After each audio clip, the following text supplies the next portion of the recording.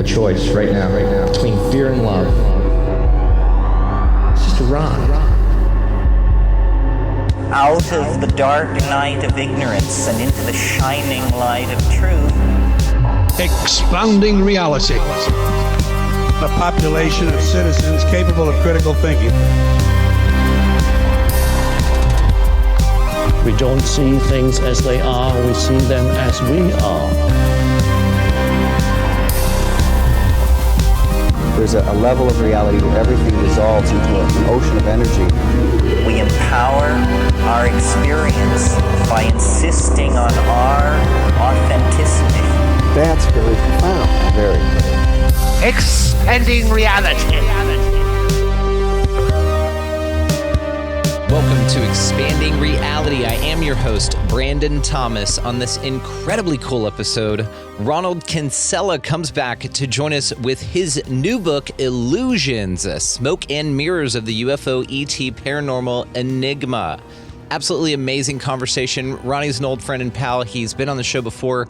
All those ways to find him located down in the show description, as well as check the video version for this show, because we do have the incredible live creative expansion art of Clinton Kirk joining us for this awesome conversation. As well, guys, definitely want to join that link down in the show description that supports your favorite show, this one right here, and catch that expansive afterthought. For this one, we go balls deep on this thing, guys. We go absolutely into are we energy, spaceship Earth, deoculation, all kinds of stuff, guys. So definitely check that thing out. It's a mind-blowing conversation. Love that these two gentlemen joined me for this and the one that you're about to listen to. So without any further ado, let's just get into this thing, guys, with Ronald Kinsella. Ronnie Kinsella, welcome back to the show, man. It is so good to see you, brother. How you been? I've been not too good this year. I'll say not too good, but I'm okay. I'm hanging in there. I've had a few medical issues. I haven't been very well, but nothing serious, just minor things. But apart from that, I'm fine. My imagination is firing away. What I mean by that is something I've been working on, some fiction. So it's good, and it keeps me occupied, gives me a sense of purpose in this world of ours, this huge, giant, competitive world. And I just love it. I love to escape into other realities, especially expanding reality. Come on. And I love just to think. And it's, I tell you, writing is a really difficult thing, because this project has taken me 3 years, on and off, 3 years. So I've finished it. I'm just editing it now. So it's cool. It's great. It's very cool. Well, in between then, you've dropped a couple of books as well. I mean, Illusions, your new book, The Smoke and Mirrors of the UFO ET Paranormal Enigma. That's amazing, yes. Man. Yeah, thank you very much. I did. Now, the title itself might be misleading to some people, because they might think, well, he's just dissing the whole thing. But I'm not. The illusions refers to the way in which people perceive this phenomena. Not all, but a good deal of it. It's only speculation. Theories, of course, we've got nothing to go on, but it is based on a number of accounts, and one of them, or several of them, I'm very proud to say that I had the kind permission of James Fox, who I've had the pleasure of meeting when he was here in England. I've seen his documentary based on the demon aliens. That's what I call them, the infectious demons. So I've got that in there, and also including Martin Grove's werewolf account. So it's a mixture of paranormal incidences within the book, and breaking them down and looking at them very carefully. Martin Groves, by the way, for those who may not know, a lot of you do know, he was a deputy sheriff 30 years ago in an encounter with one of these cryptids, a werewolf, or some of them werewolves, and I believe Bigfoot as well, but he saw the werewolves that were right upon him, and his commanding officer or superior told him then that he believed him. He was a very respected police officer, highly decorated, very kind man. Told him basically he believes what happened, but it's not the time, don't come out with it. So he honored his words, and when he retired, he came out with it, which is great. So it's got that in as well. So there's a lot of cases in there, including the famous Roswell, the 1947 crash.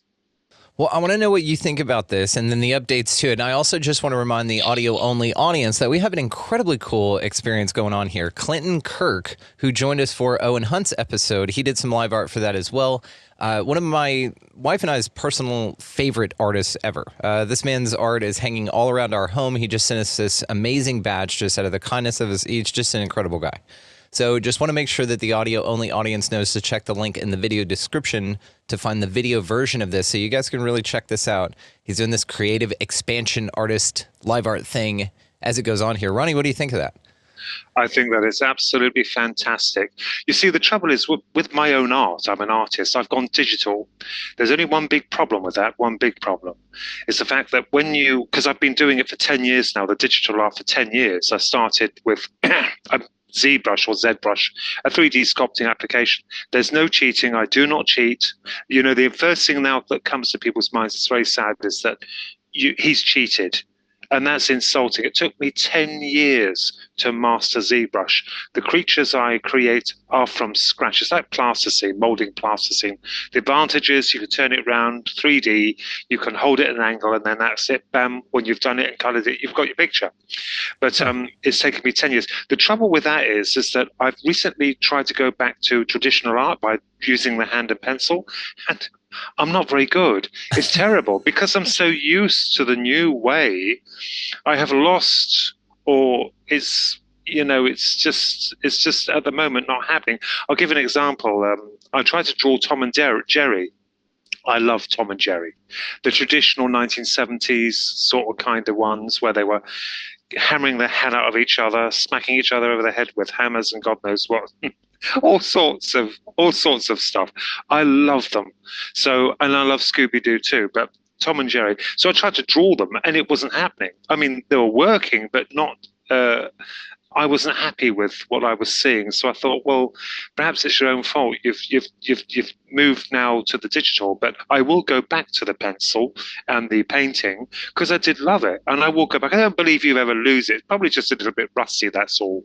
Yeah, you get to pick it right back up here. And Clinton's here to, inspire you to do so. Look at this guy. I mean, we were speaking with him on the phone the other day, and he was laughing. He was like, yeah, it takes longer for my art to dry than it does to create. I mean, the dude just zips these things out. And watch what he does with this. I'm telling you, this is just... It's amazing. It's fantastic. Yeah. I mean, people with artistic drive, it doesn't matter whether it's writing, radio, communication, all art.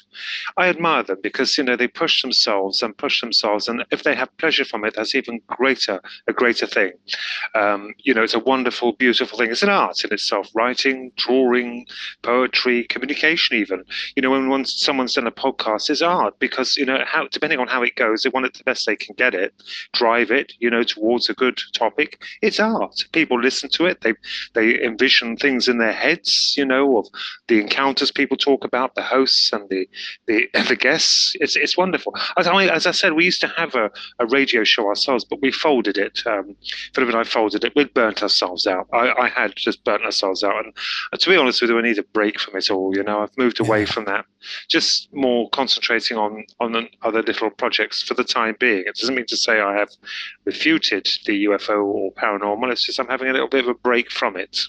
Yeah, you gotta get your head right, man, and get balanced, and that's what it's really all about, find your footing again, right? And this year's been a kick in the balls, man, for all of us. I hear you. Yeah. Well, great to hear you're on the rebound from all the health stuff. We got to get you on the tissue salts. I've already noted here to send you some links, and we'll get you on that. We had a guy named Steve Falconer on talking about these tissue salts and how we've started taking them. They're incredible. It's really changed everything for us. Yeah, I know. It's amazing. Yeah. So what are you most excited to talk about in your new book here? You have a variety of things. You've already mentioned werewolves, which I'm excited as shit, about. I think that's fascinating.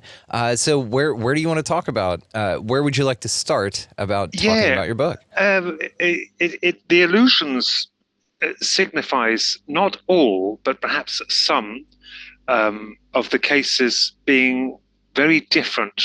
We're not talking about unique aliens that, the sort that people believe are physical, but there may be something else to it, something here with us as well, a copycat, a trickster, something that is connected to consciousness or may be connected to consciousness.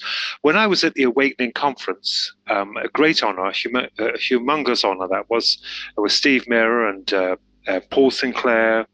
You had many wonderful speakers there. I was speaking as well. I'd compiled this chat about the UFOs, and this actually is in my book, I believe. It's the Star Trek analogy, I call it.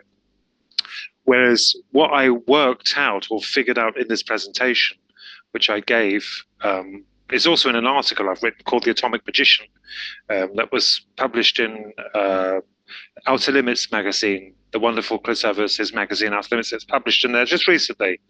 And he did a wonderful cover of a wizard holding the atomic molecular kind of structure of the atom, whatever definition people give it, but basically an atom. But what was interesting was the fact that when I was looking into these UFOs more deeply, I found that from the 1950s onwards, let's say typical encounters with these UFO nauts, we'll call them, where the ships landed traditionally. More than not, they landed traditionally. The occupants came out, they took them on board. It's only from the 60s or late 60s onwards that we had or appeared to have the new teleportation kind of concept of people being beamed up into the sources. Well, Star Trek was released in the late 60s, I believe. And also, on top of that, that you'll notice that the B movies then, I don't call them B movies, I think they're classical films of the, flying saucers invading Earth and things like that. They were silver. Well, silver was heavily in vogue. And guess what? Most of the ships encountered were silver. Why would they need to be silver when these advanced beings have shields? It's as if something, to my mind anyway, it struck a chord that something else or something, an addition to what we have, I'm not saying they weren't real, I'm not knocking them, but there's something else, I believe, has been copying them and progressing or advancing them to a degree. Another example is of the aliens. Now, the research I did for this book, they came across all manner of species. You even had Vulcans and jellymen. They weren't or didn't appear to be set in stone. Guess what? It wasn't Close Encounters of the Third Kind that did it. It was Whitley Strieber's book, the image of the grey on the cover, that evoked some kind of memory or some emotion from people, and it just escalated. And now they're all in vogue, the greys. Very interesting. These are only a minority of topics that I cover in there. It's not knocking anyone's encounter. It's just interesting to note these things, and you have to. I've already had backlash for some people talking about artificial intelligence. That's another thing in my book. It's a bit of a mixed bag, but the misconception of that is, and I program computers, we're born into the era of them. I actually program them. I'm writing a game or attempting to write a game. I understand them very well. We do not have artificial intelligence as of yet. It has been completely misled. The acronym of that, AI, is completely bloated and misled. They cannot think. Computers do not think. They are incapable of thought. What they are good at, and all they can do, is process. Even the quantum systems they develop, they're very rare because they're expensive and they're not much compatibility for them at the moment. But even they are based on speed and not of thought. There's no way they can learn. You see, I did computer science, I studied them, I programmed them, I know about them. Not yet. For that, I would imagine we would need something far greater than binary, zeros and ones. Even the quantum systems themselves can produce three kinds of binary code, 0, 1, or either, which means it completely, greatly generates the speed of the processing power, but they cannot think as of yet. So, and I've came up with an idea. I called the chapter The Artificial Intelligent Tooth Fairy. What I did come up with the idea of this, knowing about the computers, and someone's been arguing this already, someone much younger than me. I was born long before them. It's not to discredit their own knowledge, but my goodness, we must have some common sense about us. The reason why I believe this has been bloated beyond all belief, and it kind of becomes dogmatic to a degree. It's dogmatic because people actually just believe it. They won't look into it, and even when they do, they're saying you're wrong. is the fact that if something goes wrong in the future, guess who they're going to believe? They're going to believe that it's this phantom consciousness that's been drummed up from the past, from these corporates and media, stating that it was the fault of AI, it's not us. Until they develop a system that can think for itself or has a kind of ability to think, then and only then it would create a degree of apprehension in us, depending on what it's hooked up on or to. You know, I'd hardly think they'd hook it up to nuclear silos. That'd be rather ridiculous, wouldn't it? You know, but then it will become a sentient being, to a degree, a sentient being. We do not have that at the moment. They cannot think. This chap tried to correct me in stating it's been learning on social media. It cannot learn. It can advance on the processing power, but it doesn't understand what it's processing. It just processes. You see where I'm going with it? Yeah. I can't believe I have to describe this in the 21st century. Computers only just basically came out in the 80s, the first home computers. They haven't developed artificial intelligence at all. They don't have it. But the acronym has been completely misled. It may be one of those sort of magic and high technology Arthur C. Clarke things, you know, to where spirituality and science is sort of getting to this grand architect or this designer of this realm kind of an idea. And maybe it's sort of the same thing, that AI, yes, uses its program to learn, but in a way that's what learning is. We use our program to learn, right? We use our environment to learn new things. It can't learn. It can't learn. It just adapts to the programming power which is generated in it. It cannot understand what it's seeing. It can't understand anything at all. My computer tutor, actually laughed because I argued this with him. Because when War Games came out, the film War Games, a wonderful film with the computer. Was he called Joshua, the computer? I don't know who the computer was called. I don't know what he was called. He was connected to the military. And I was bowled over by it. And I said to this marvelous, eminent teacher, he's a computer scientist. I said, this is amazing. He said, you really think so? He said, we haven't got that tech and we're not going to have that clout for nearly 100 years. He said, the computers are as thick as bricks. I was so gutted. But there again, and there I was contesting him. At the time, although I did trust him, because learning to program them, you get a greater picture of this ideology that they're now heavily promoting for sales as well. It sounds good, doesn't it? AI phones, AI computers sounds really good.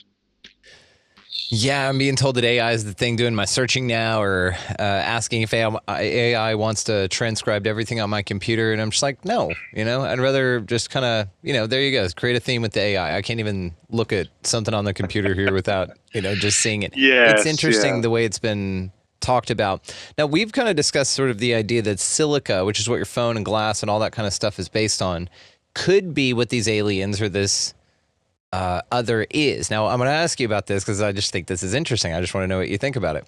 Could this be just some sort of either holographic realm or a real realm with a holographic overlay on it, maybe some apprehension by a parasitic entity or something that came here, hijacked our ability to perceive reality, right? And so therefore we react and generate energies in a certain way.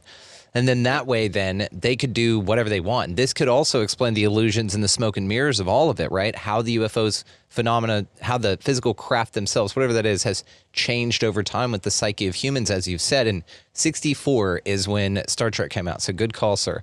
And that is, when we sort of get these things in our TV, our pop culture, our society, these ideas, then all of a sudden they start flying around, or vice versa. We start seeing them around, and then all of a sudden they're in something. And Gene Roddenberry worked with Skunkworks for a while too, didn't he?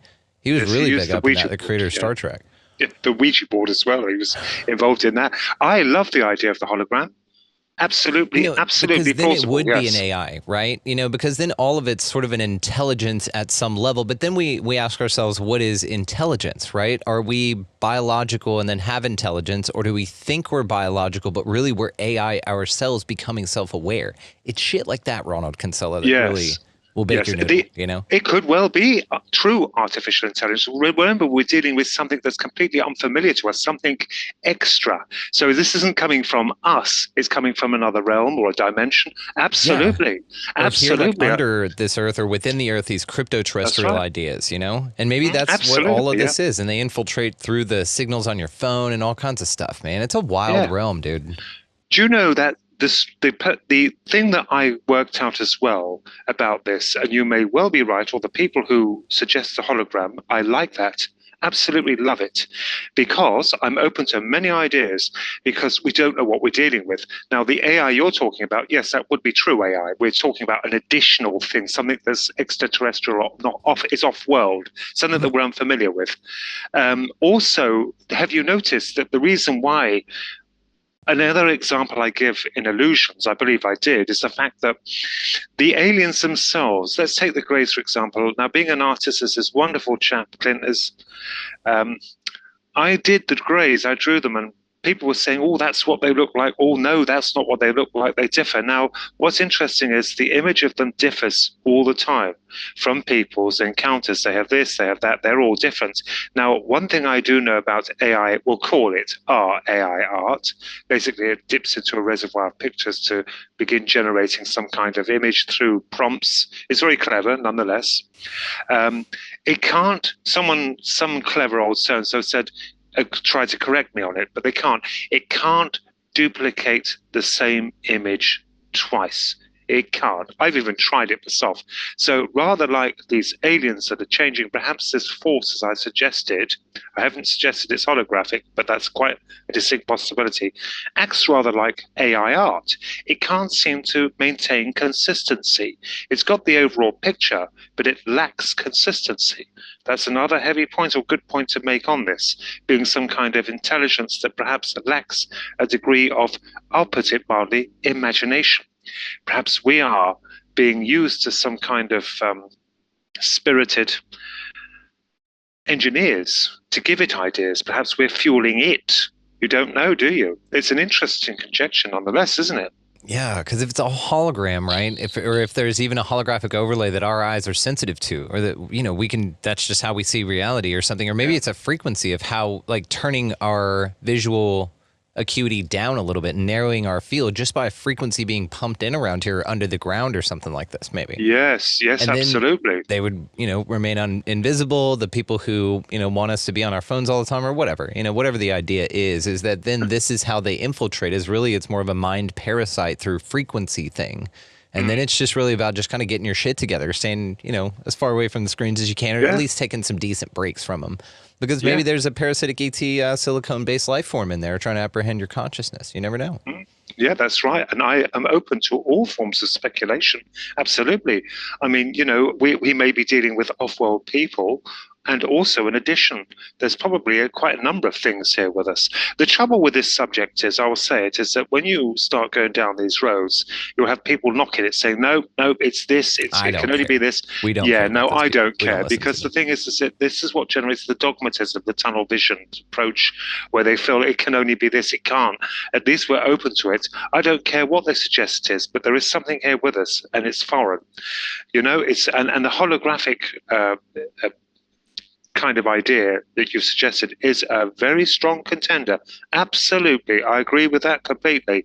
There could be something, as you said, that flips in and out, that are, because our spectrum is very limited to what we can see and what we can hear, whereas animals can see much more than us. Perhaps they see a little bit more than we can see of these things dropping in and out, but certainly something is happening.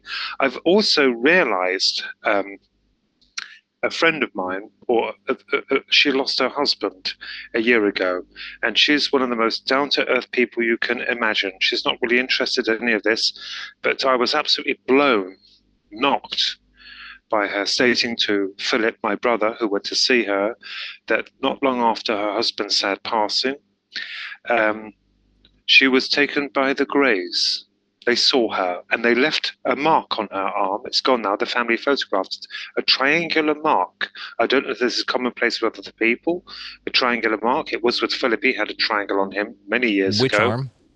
I don't know. I didn't get that far with working out where it was, what part of the arm where. But she saw them, and she's very bold. She's very bold. Now, they didn't tell her what they'd done to her. She was there, but she became a little bit angry at them and stated that you need to sort whatever's going on down here. And in a nutshell, basically said, well, what do you expect us to do?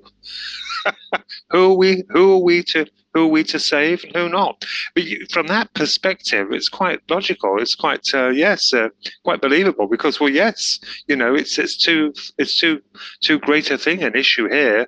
I mean, and no help is going to come because we had that from the Second World War, and the Foo Fighters then were reported to have been seen tailing aircraft. They never damaged anything as records state.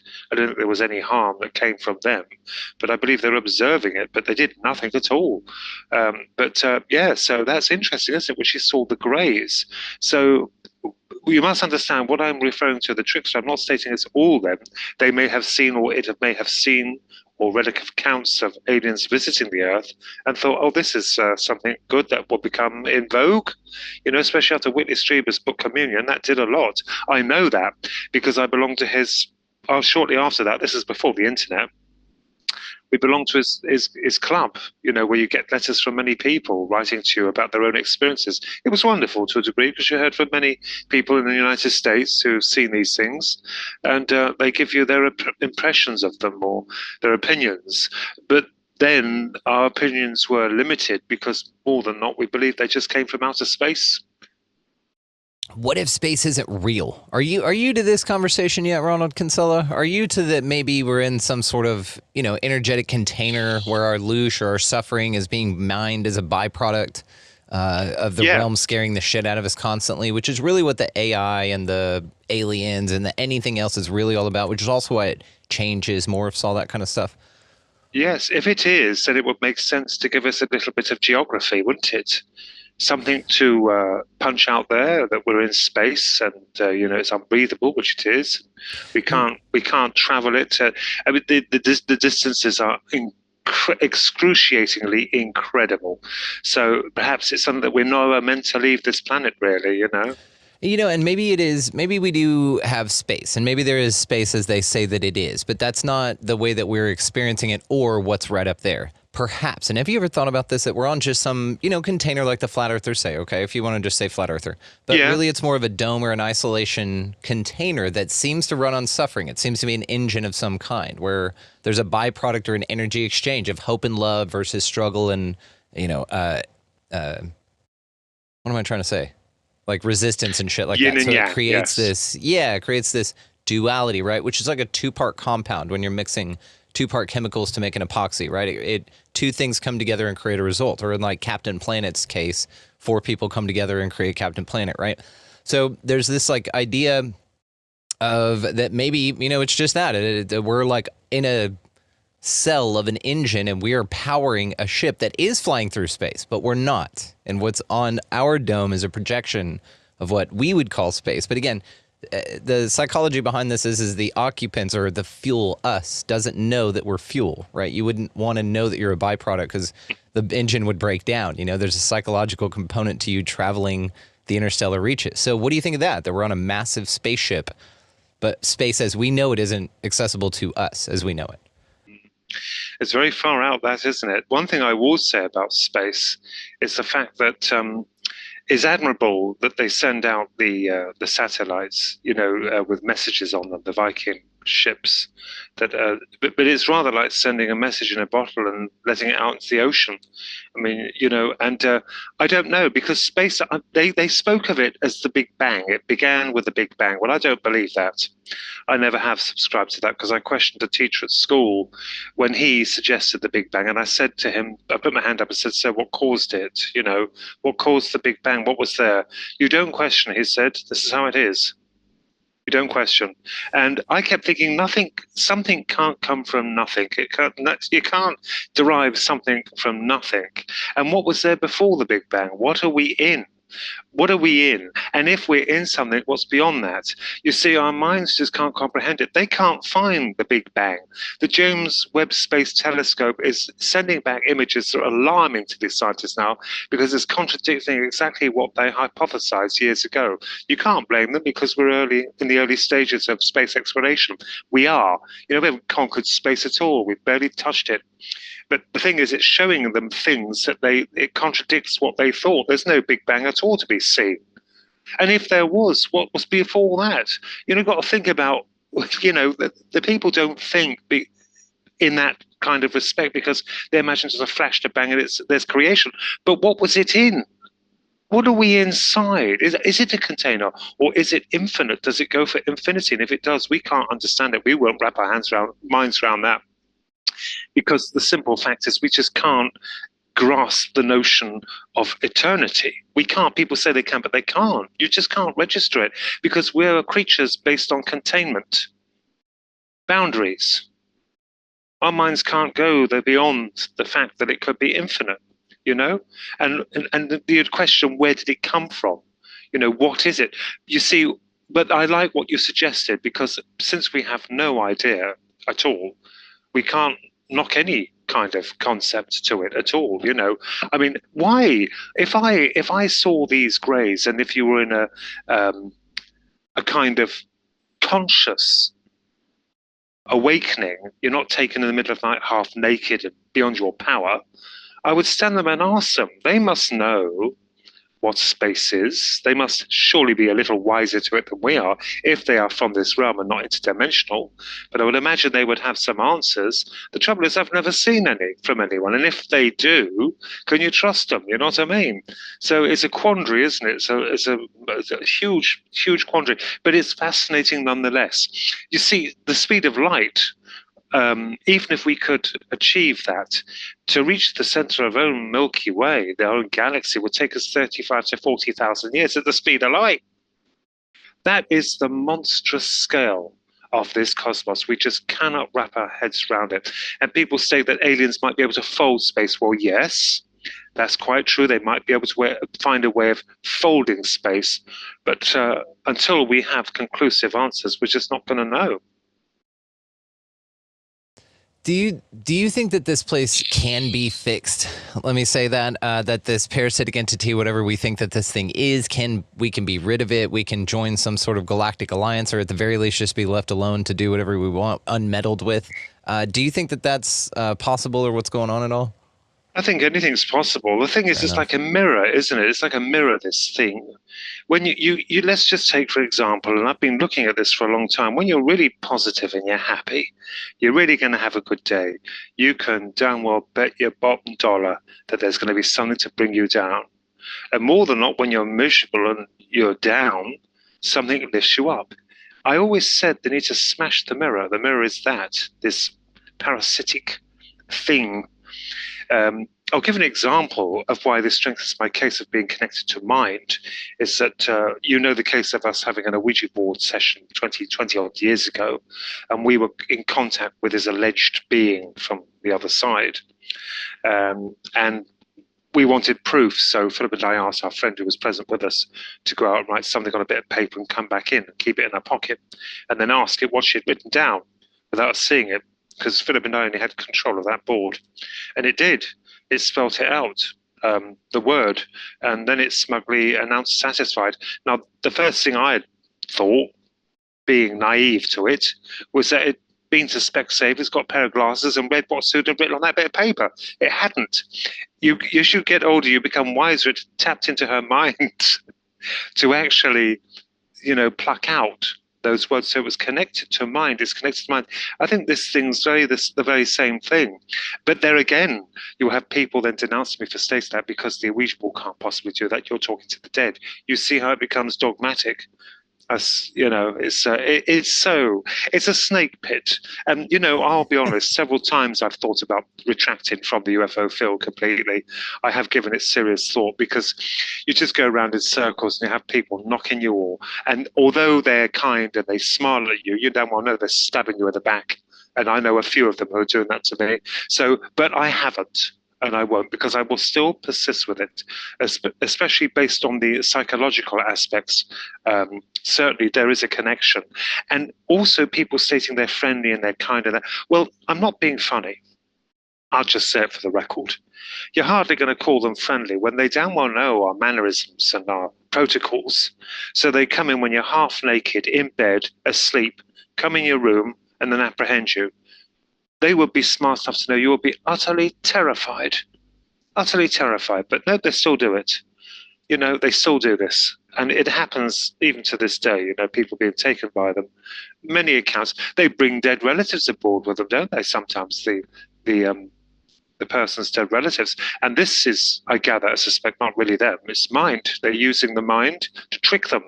Trickster again, the element, the illusions, you know, to make out that, well, we have your father here, you know, it's okay, we're here with him, and we're here for the good and peace of mankind. Are they hell? My goodness. And that raises another subject when we talk about the UFO enigma, is the fact that the people who preach that they're of a federational kindly, well, I'm not going to knock that because I don't know, but the evidence is to the contrary, because we have the threat of nuclear war. And people immediately, you'll have this, you'll always get one. They've shut down nuclear silos. Yes, they might have shut one or two down. But if they were so concerned, if they were so damn concerned, they know where they are. They'd knock them all out quietly, efficiently, right? So we will inevitably, being the, excuse the French, warmongering people we are, will build more and more and more, and they'll do the same again and again until you can't build them. We can't build them. They're useless. That would solve everything, wouldn't it? Not everything, because they'll still be battling on the ground, but it would dispose of the dirty bombs and the nukes, and they would have won, but they haven't. It's an illusion. It's to exhibit or illustrate concern. And to a degree, a small piece of concern, just as when the Greys kidnapped people, and firstly it was about all these aliens, about atomic warfare, their concern, and then we move on to a shift of the 90s, where it became the fad of environmental issues. And yet they've done, excuse the French, absolute bugger all. They've done nothing. Yeah, what if it's all an illusion? What if the fact that aliens take anyone anywhere at all is an illusion? Because like you said, if it's all mind, then that would explain how you went through the wall and through the door and floated up into something, because whatever that is sort of just taking you literally for a mind trip, man. Do you think that there could be a non-physical component that manifests physically for you because you experience it like that? It would seem so, wouldn't it? It would seem completely plausible, wouldn't it? A super real dream or something that you get, the vertigo from and everything. You can feel yourself being... Yeah, I mean, you can meet someone today and shake their hand, and then later on, it's like a dream. You try and tell people, and if this person didn't exist, and so was you're imagining it. So there's no different from that. It's like to do with time as well. They're going to hate me even further because hell no, I'm optimizing that. We love you. Go ahead. Time travel. Okay, so I denounce it to a degree. There is something, but it's not time, because I stated in that book, that time is a man-made construct. It is merely a measurement. If we think of the past, we've conditioned ourselves to understand that that is a past. It's gone. The future is what it has come. We have always been and always will be in the present. We are just here in the now. Memories create the past, and kind of like aspirations create the future. But there is something. So time, what are you going to drive the machine through? There's no such thing as time. I stated in Illusions that even they're referring to time and space. Let's knock time completely out of it. It has nothing to do with the cosmos. The universe does not pander to time. Time is purely man-based. It becomes dogmatic again. H.G. Wells had a wonderful vision. Of course, his book, The Time Machine, was incredible. And I think that man was absolutely a beauty. He was a genius. But we cannot do it. And then you have these pictures or these films of people allegedly appearing from another time. Like there was one, the Charlie Chaplin, the famous one, the old lady talking into something. She's holding something. And again, I had a clever clogs stating that was called out as a hoax. I don't care what it was called out as. The fact is they had hearing aids then. They even had batteries. So it might well be true that she's actually testing out her hearing aid. I have a hearing aid, so I know what that's like. I know what it's like. You're pressing your hand on there, the hearing aid, when you're testing it. I'm not saying that's what it is, but certainly not. And there are other pictures and films, and you see it becomes almost biblical. People will watch them and immediately say that's a time traveler. as a time traveler. I know of one researcher who believes that they are coming from the future. I'm not going to knock her, because she, I might be completely wrong. But as far as my own research is done, time does not exist. It's a fallacy, just as AI is. And I like to look at it from a rational point of view, although we're talking about something that's completely irrational, looking at it from a rational point of view. Certainly when it concerns us, mankind, time is created by man. It has been. How can anyone contest that?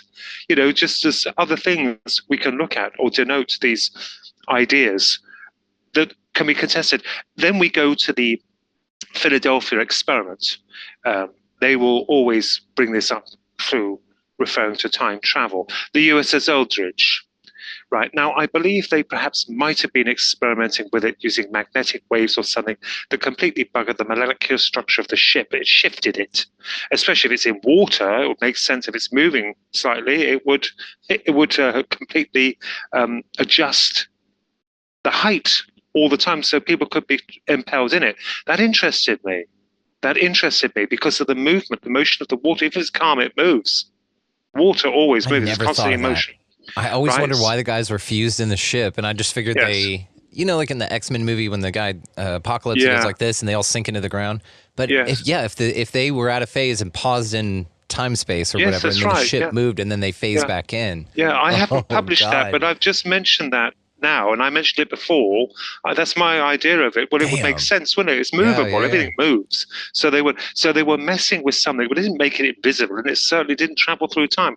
There is a lot of elaborations added to it, but something did happen to that ship. I believe they did do something. Powers they were using that were beyond comprehension or complete understanding. They're scientists, you can't blame them for it. They're looking for research. They were driving to try and perfect an advantage over an enemy, a terrible enemy. So, but unfortunately this happened. So yes, but I don't think it had anything to do with time, but certainly it did something to the being metal, steel, whatever it was, that's altered the molecular structure constantly, beaming this in and dissolved and reappeared, dissolved, reappeared. I think they shut it down because really it was a disaster. The whole thing was a disaster. But so that they bring that up, that it went through time, but I don't believe that ship went through time. Certainly something happened to it. They were experimenting with the USS Eldridge then, but it's like that as well. So, but my idea of time travel is there is something, but it's something else. Now, I'm not going to allude to that.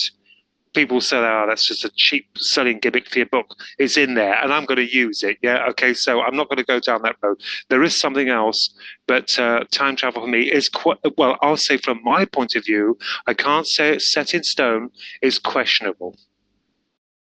Okay. We'll take questionable, right? Because what's known? The second I turn around, everything's weird. And now time is feeling real fluid, like real fast, like the quickening. Have you felt this? That time's just like hauling ass? Yes. What's up with that? I think the thing is, as you get older, you begin to then question the very purpose of existence. We all do. We're all going to do it. Even the most evilest of people, and there are evil monsters on this planet. There are evil monsters. They put Lucifer to shame, I tell you. But you will question. And that's the sad thing, because we're given 70 years, and 10 if we're lucky, a bit longer, 70 or over. You think to yourself, well, what the hell am I doing here? Why did I come here if we can reincarnate? Why on earth would I come here? But I've seen some damn good mediums in the past. Now, this is interesting. I used to knock mediums, although I'd seen some strange, wacky stuff. Really strange stuff. And they were real. To me, they were real, absolutely, But I poo-pooed mediums till my brother went to see one. Now, what's interesting, this is fascinating, because the whole subject is like yin and yang. The whole thing is black and white, whereas, everything you state could be turned completely over on its head. This is what happens with this. Right, so I denounced it. So he went to see this medium, and apparently she was a damn good medium. Our grandmother had died. So when he came back, about 3 hours later, I said, well, where have you been? He said, she was amazing. All I could smell on him, and it was absolutely physical, was youth dew, Estee Lauder's youth dew. Now, my grandmother was bathed in that all the time. She loved that stuff. It was all over him. It was all over him. It was so prominent. I said, is she wearing youth dew? But it's not being disrespectful. It's an old lady's perfume, respectfully put, an old deer's perfume. He reeked of it. And this is what got me into the paranormal, because I went to see her. I was perhaps a little bit guarded and cautious myself, but I went to see her. She was incredible. She knew me inside out. No one knew what she knew. She was incredible. So you see where it's developed from this confusion and this battle against something that can't be there, but it is. This confusion. And also on top of that, being artistic. This also went against us, because when you're artistic, people say, look, come on, it's just your imagination, you're over imaginative. I mean, when we were younger, I'll just say, when we were younger, what's interesting is that before all this UFO stuff, and I had seen them during this time, but as kids, you don't know what they are. You try and push it to the back of your head. It's not going to go. It's not going to go. It stays there. It festers. And later on, when you get older, you keep questioning and questioning, it won't go. But when we were kids, I wanted to be an actor, me and Philip, being artistic. And there was a particular teacher at our high school. We were 10 years old. We started high school. And her name was Miss Horton. And she looked something like your Judge Judy. Very distinct, yeah. She looked a bit like her. So she was Australian. She was just like Judge Judy, and there was something that completely fascinated Philip and I about her. We were fascinated. What she didn't realize was that every lesson we sat, she was feeding us fresh material, because when we got home, we used to act in front of each other to the tune of this record. We didn't have CDs, and it was a record player with a vinyl. Go with Adventures. One of their pieces was called Escape. So we put on this Escape. It was dramatic. We'd arm Miss Horton with this ray gun. We had this plastic pistol, so we pretended after these unruly pupils, and she did look a bit like more than not like Judge Judy. So this is where the artistic element came from.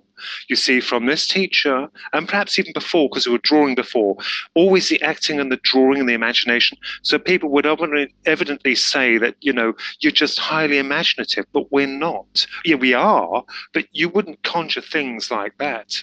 Certainly wouldn't. And I certainly wouldn't. It's just trying to understand the damn thing. Do you know what's also interesting? I don't know if you find this, Brandon. The more you try and touch it, the more likely you are to be burnt. You can't get close to it. As if there's that pushing back element. You're not going to know. You're not going to know. You're not going to know. You don't need to know. You just can't get close. What would your idea of heaven be? Like just heaven. Your idea of, perfect place. Firstly, it's going to sound wicked. This is going to sound wicked. Okay. Solitude. Privacy. My idea of heaven would be something like, there was a game that they produced, a brilliant game called Myst. And after that, I think it was called Riven.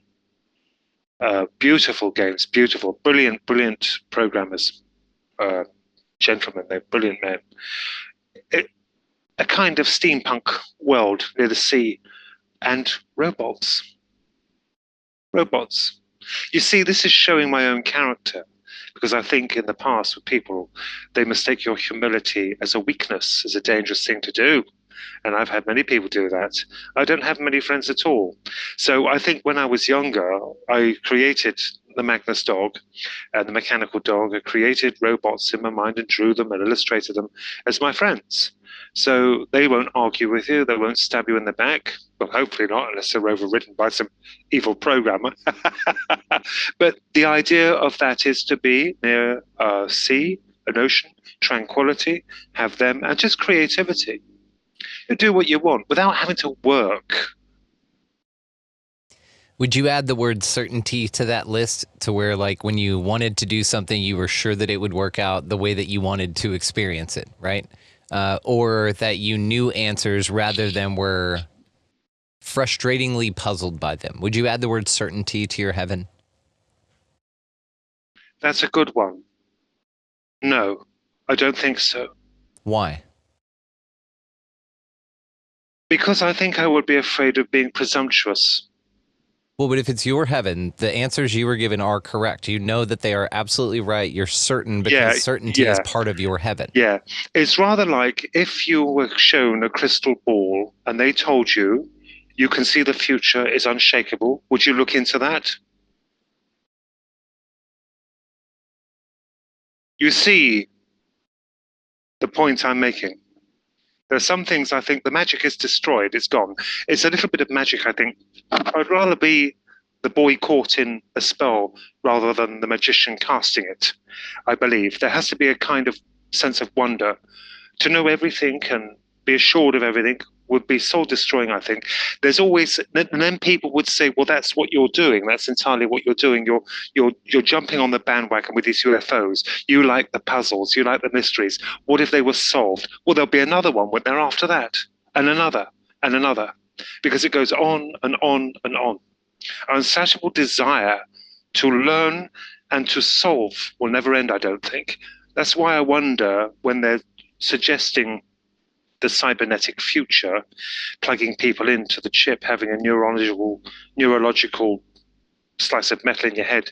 That's why I wonder if they're planning to douse all that we will become automatons, that we will be steered in a direction the human gods would wish us to follow. I don't know, but certainly I think there must be a little bit of mystery, an element of magic.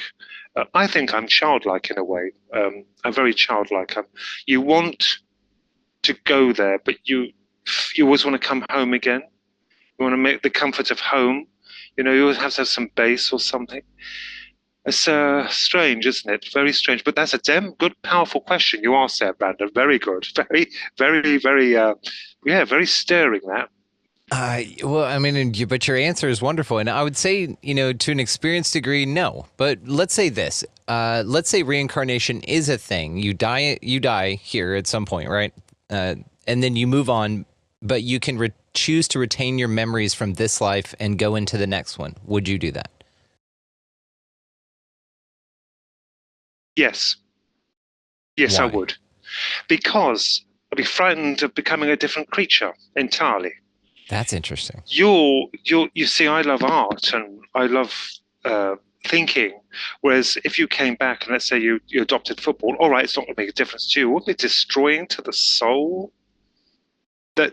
But then they will state that you've got to have all these. It's selfish. I'm being selfish because you're adopting all these categories of what you can become, and each one you change all the time. What does that make you? What would that make you? Wiser, stronger? I don't think so. I don't think so. It would add perspectives, but I hear you. If you did all your stuff as an author in this life and the next life didn't read it all and you just wanted to play football, then yeah, what would that look like as far as a continual sort of progression, as far as continuing the goals that you had in this life, right? Yes, I believe in reincarnation. I think it's plausible. Yes, very much so. But if we got to choose to come back down, I'd say no next time. They might induce us with something to make you happy. Most people probably are, which is a fine thing, but I've got to just keep off that stuff and just say no. I just want to stay in eternity for a while. There's that film. This is interesting. There was a film, a Star Trek film, where a chap, he wanted to be with, I think, his wife and family, and the only way to get to it was to reach eternity, and he would stop at nothing to be in this void, this realm. I think it's heaven. I think what they were referring to is heaven. It starred Jean-Luc Picard and Captain James Kirk. Now, I love Captain Kirk, and I love Jean-Luc Picard. They're both brilliant captains. But what was it called, the film? It was called, I could see it. It was one word. Oh, it starred Whoopi Goldberg in there, but it was about him wishing to reach. He would stop at nothing to reach eternity. You see, I know, I get it why we can't remember. I get it, and there's a plausible, absolute, logical reason why we can't remember. We're born, is erased, that's it. We can't remember. Perhaps little snippets can come through from clever mediums or people who can take you under, which I believe they can. They can kind of revive certain memories. The reason why we must not remember, if we were armed with the knowledge that we are immortal, you had a bad day, you would not hesitate to put a gun to your head, you would hesitate to throw yourself over a bridge, out of a skyscraper, you would hesitate to kill yourself immediately, armed with the absolute knowledge that you are immortal. Imagine the state of this world. Imagine the state of it. Just imagine the chaos. Shooting and killing left, right, and center, and you think, oh, this doesn't matter, we're going back again. What will we achieve on here? People will be hogging everything and just all the gold, taking it all. They wouldn't care because they're immortal. You'll go back home. You're eternal. Imagine the state of this planet. That is why I believe it's eradicated from us to a degree. Let me ask you this then, because some would say, and I'm taking the word elite back from whatever the lizard turds are. We're just going to call them lizard turds for now. Okay, let's say the lizard turds or whatever do know that this is a game and that they do reincarnate, and therefore they do have the attributes of which you speak. They do apprehend this. They know that lineages occur. They know exactly the storylines and how to manipulate all of, air quotes, us that doesn't remember when we come back. Now, then the question would be that if we did choose to remember, enough of us, whenever we came back, could we balance things out in a way? Could we then say, okay, we do remember being effed over in all these other lives, but yes, these are the people who do remember every life. So why don't we just maybe, just the question is what would that look like if we chose to remember so we didn't get effed over and we could just continue this stomp of the lizard turds? We could if the world was in a better shape. If people were much more mature, weren't greedy. Whose job is it to make it a better shape? Well, it's all of our jobs, but the trouble is it never happens that way. Through history and time alone, we've had despots and dictators who destroy, and they're successfully doing it all the time. The few against the many, and they seem to win all the time. Which is silly, right? Because there's so few. So what if we all just stood up and the game's over kind of thing? Do you think that we'll see that enough people just go and pass and we just all start getting really good at making guillotines? Unfortunately, it will come with a price. If we do that, it'll be anarchy. For a time, I do believe there will be another war. I don't wish to frighten anyone. I do believe there will be a global war. But I think it will take a hell of a lot to create that kind of scenario. And I think perhaps it would be wonderful to know that once that has passed, the new children born on this earth may be more compassionate and empathic, that the idea of governments will be dissolved completely. Monarchies, we do not need them. Dissolve them. Get rid of them. We are all monarchies. We're all sovereignty. Sovereignty of God, if they wish to believe it, something else. If they don't, that's fair enough. We're sovereign of God. So if we were equal, it's the equal. But it will take such a great effort to destroy ego and to bring in equal, so that we're brothers and sisters. We love each other like a big family. You see, the trouble also is the great numbers on this planet. We don't know each other. We alienate ourselves against each other, and that's what causes prejudice and hatred. And somebody has something that someone else doesn't, and then more than not, it's like countries I'm referring to. It's a terrible thing. It's a great. This is going to, if this does happen, it will come to begin with at great cost, and I say that unshakably. A war, a huge war that will then dissolve everything, and then perhaps people will learn and think, "My goodness, what have we done? We can make this such a great place if we were all equal." And we all treated each other with respect and kindness. Imagine what we could achieve. There is enough room on this planet to house everyone. There is enough food on this planet to feed everyone. It would be incredible. The elites don't want that because it always boils down to control. Despots, as I call them, despots. Yeah, that's why we're not calling them elites anymore. Yeah, we think that's too cool of a word for them. We do need an administration of sorts, yes, because, to maintain crime and regulate things. But the trouble is like anything, people become greedy.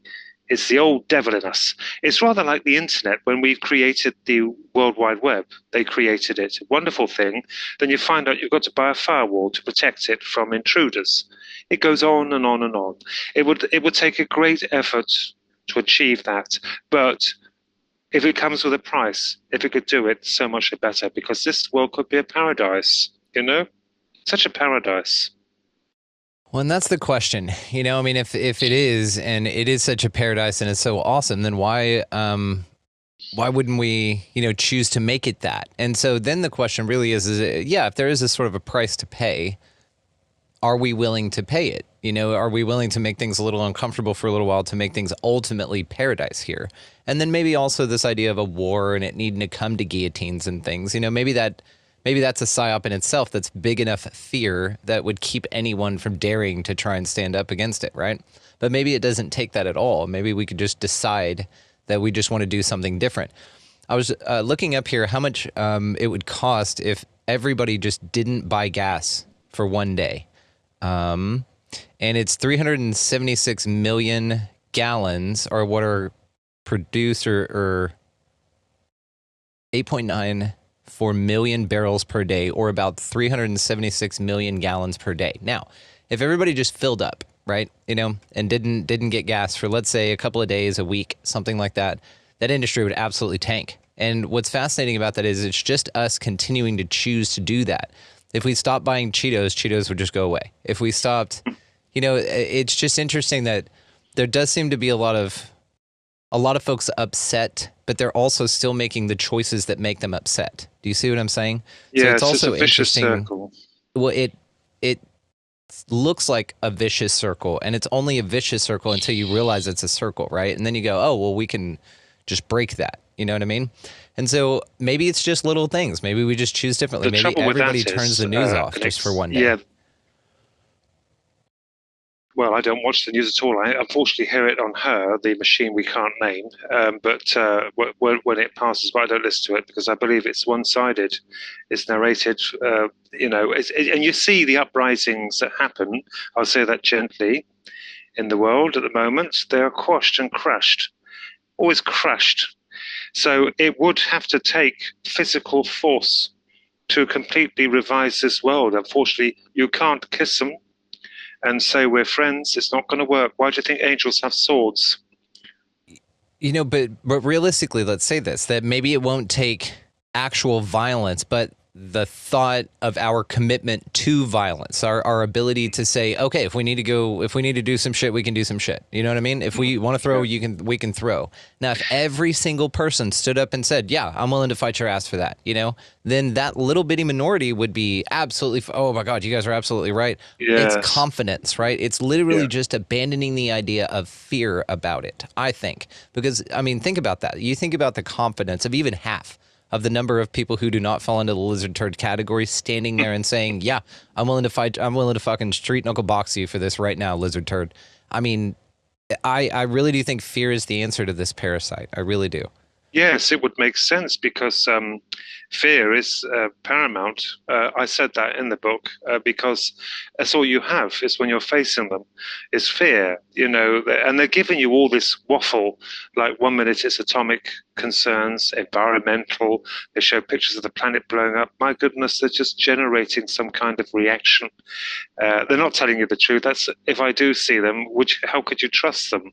If they can even bring dead relatives aboard the ship, they're not really dead, but you would believe it. I probably would. To begin with, you'll believe it until you ask, and you'll say, "Hang on, that doesn't make any logical sense to me." And I think those are the people not getting picked up, are the ones asking questions like that won't be fooled by the illusions, which is the title of your newest book. Link down below, guys. Yeah, thank you. Yes, it's an interesting point. The werewolves as well, Bigfoot. It's all fear. It's all fear. Wild. Yes, it does seem to be like generating an emotion out of you, or attempting to get an emotion out of you. Sam Tripoli called it a haunted house, right? Like this whole area, this whole realm, whatever it is, it just goes, ha, and just scares you, Mary and I are alchemizing this now. This was Mary's suggestion. She said, well, let's change it to fun house rather than haunted house, because that's the way that you alchemize it, right? That's the way that you go, man, maybe that mountain was a big ass tree, and man, maybe other really cool things are happening here, not, the fear-based narrative that I'm being asked to pay attention to. We just abstain from that, right? Yep. So it's more of a fun house for us now. We just look at it and laugh. That's a nice way of putting it. I don't think I would be if I see those nasty trolls at the foot of my bed at night. No, thank flip you. them off, dude. Flip them off, laugh. Ask them how big their penis is, stuff like that. Just try and, take the fear out of it. What's interesting is the fact I have also learned on there is the fact that there was a chap I know, and he's Italian, and they're down to earth. And he had an experience where something was pressing down hard against his chest. There was something on him. This is quite common, yeah. Mm-hmm. Pressing harder and harder. Now, he had no light or lamp to try and switch on, but he knew it was so, he said it wasn't a dream, it was real, it was on him.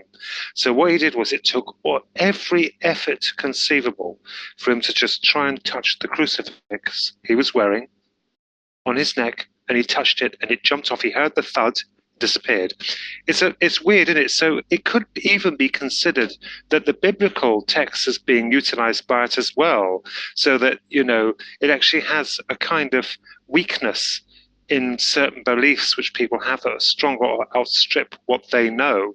So the cross or Jesus Christ or God is kind of like negative to them, whereas positive for them is fear and destruction and hate. It's weird. It's like a mirror. It's reversed all the time. That's why I think Skinwalker Ranch in Utah, in your wonderful country, is being kind of besieged by this force that can change into any manner of creatures, because the scientists are generating interest, and it likes it. So it's going to conjure these things from the wolf the big bad wolf that snaked down and introduced himself to the family. Huge. I mean, he was massive, and he allowed them to pet him, and then he looked at the calf and went for that. And they shot him and dislodged a piece of flesh, and he trotted off. It didn't hurt him at all. Should have killed him, didn't? And he disappeared. Things like that, where the flesh rotted. It was very, very rotten when they went back, which shouldn't have happened for a number of days or a week. So it goes to show there is some kind of, I know I've denounced time travel, but there is a kind of, in our terms, time displacement, although they wouldn't use that. There's a displacement. It's as if it was there a week ago. So this is what I thought of as well about that wolf, if it did happen, which I believe strongly that these things do. I think that I don't think Skinwalker Ranch are going to get far with answers, because it kind of is connected to mind. It knows their intentions. That was proved. But when they set up cameras, and it knew where they were, so it knows what they're doing. How can you defeat an enemy that anticipates your every move? But it seems to enjoy it, the attention. How long for, I don't know.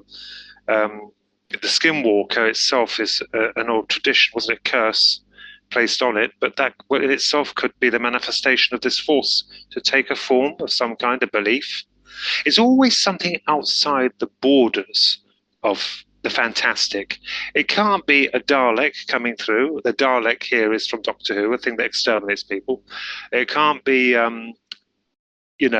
some kind of entity that. It's always got to be something that it's beyond the fantastic. It's just on the edge of believability, even though it is fantastic. I stated in there that the greys themselves look embryonic.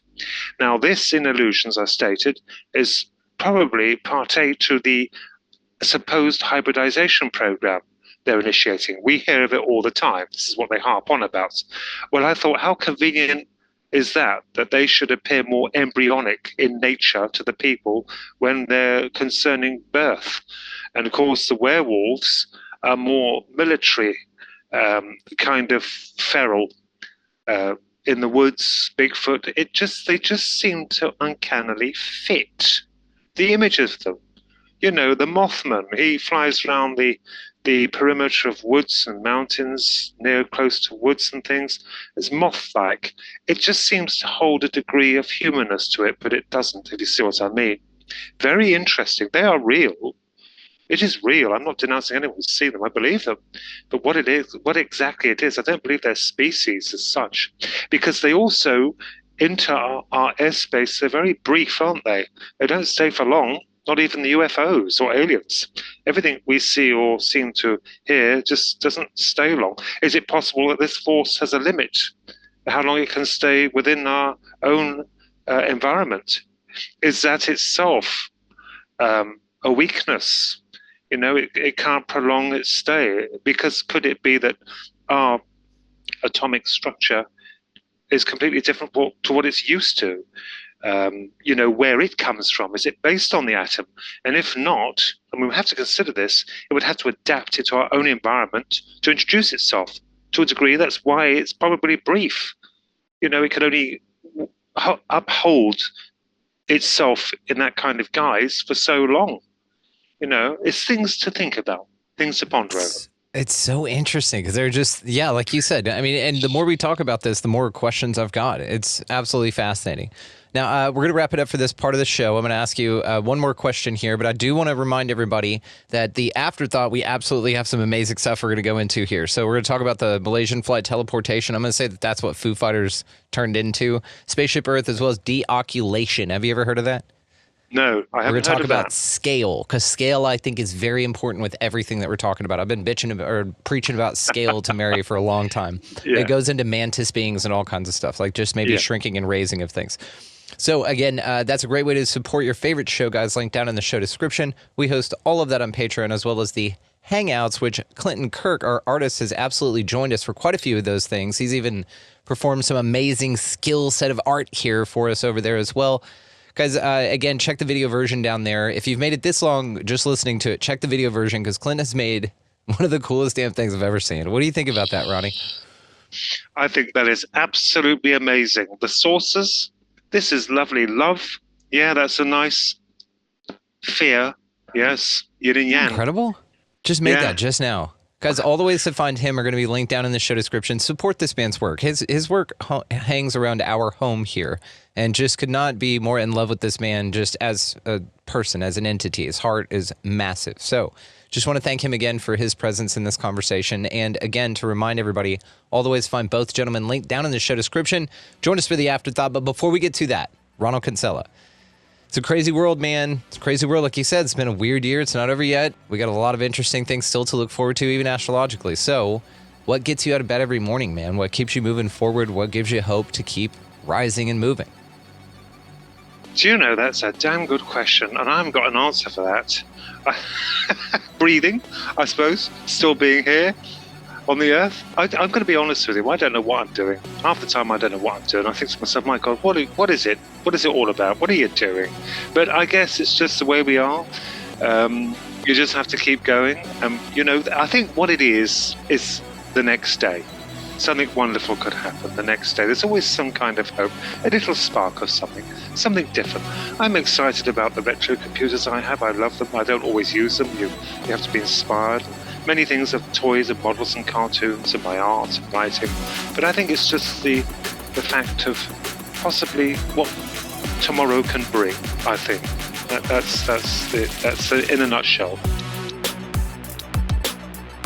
Just want to take a moment here and thank those amazing gentlemen, Ronald Kinsella, for that amazing conversation. His book, Illusions, Smoke and Mirrors of the ET UFO Paranormal Enigma, located down below, as well as Clinton Kirk, that incredibly cool artist. Absolutely fascinating, mind blown every time. Guys, check him out, support both, and thank you in advance for that. Now, also check the link down in the show description for the afterthought, where we go balls deep into perception, scale, energy, all sorts of mind-bending concepts, guys. It'd be worth it to sign up for this one. There is a free trial going on, actually. If you guys just want to go check it out, I've enabled that. Go check out the free trial over there on the Patreon and give it a whirl. See if it's something that you like. Get access to all that cool stuff, and join us for some of those hangouts if that's something that you want to do. All right, guys, go out into this incredibly beautiful place. Check out the Ridiginal video series that we made on all of those things, and thank you for doing that in advance. It's linked down below. And while you're doing all of that cool stuff, pick up a piece of litter, open doors for folks, use them as smile cues while you're at it. You might as well get out of the left-hand lane if you got somebody behind you wanting to pass. But above all and anything else, guys, go out into this incredibly mysterious and wild as fuck realm. Y'all just be good to one another. Thank you so much for liking, subscribing, sharing, and doing all the cool things that help me do this better. Thank you, guys. We'll see you next time.